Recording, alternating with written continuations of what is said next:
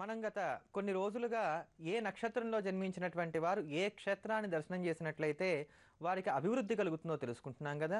ఆ క్రమంలో ఈ రోజున హస్తా నక్షత్రంలో జన్మించినటువంటి వారు దర్శించవలసినటువంటి క్షేత్రాన్ని గురించి తెలుసుకుందాం. ఈ హస్తా నక్షత్రంలో జన్మించినటువంటి వారికి తమిళనాడు రాష్ట్రంలో ఉన్నటువంటి నాగపట్నం జిల్లాలో ఉన్నటువంటి కుట్టాలానికి 6 కిలోమీటర్ల దూరంలో ఉన్నటువంటి గోమల్లో వేయించేసి ఉన్నటువంటి కృపేశ్వర స్వామి వారిని దర్శనం చేయవలసి ఉంటుంది.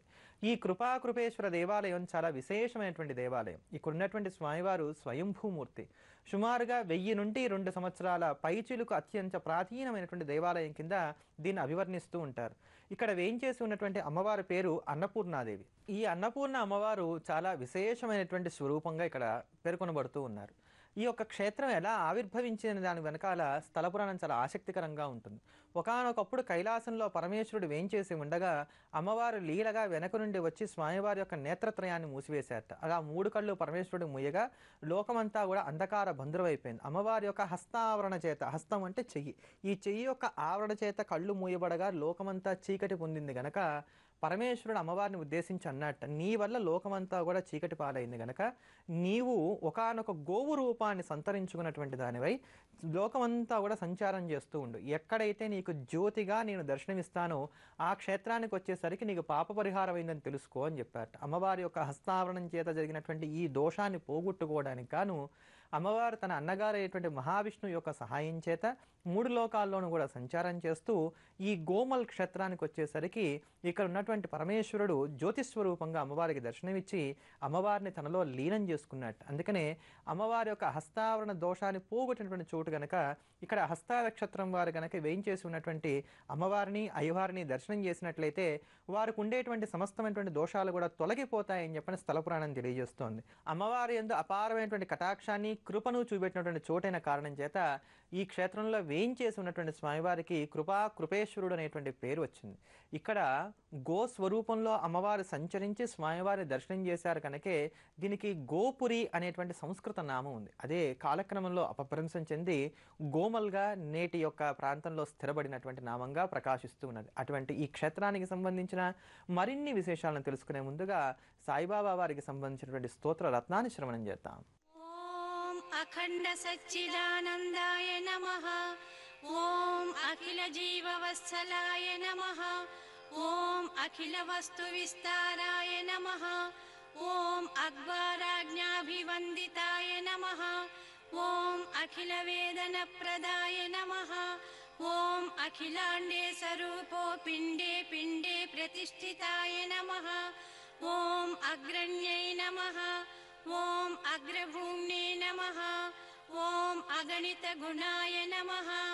ओम अमोघ सन्निवर्तिने नमः। ओम अचिन्त्य महिम्ने नमः। ओम अचलाय नमः। ओम अच्युताय नमः। ओम अजाय नमः। ओम अमथशत्रवे नमः।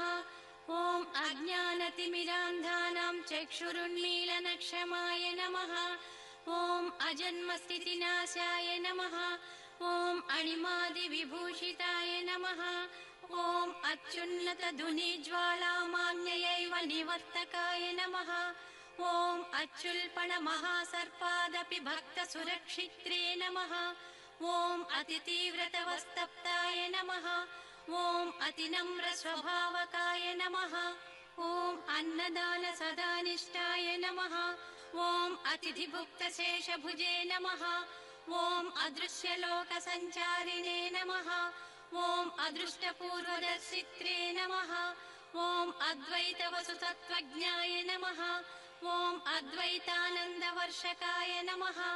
ओम अद्भुतानन्तशक्तये नमः। ओम अधिष्ठानाय नमः।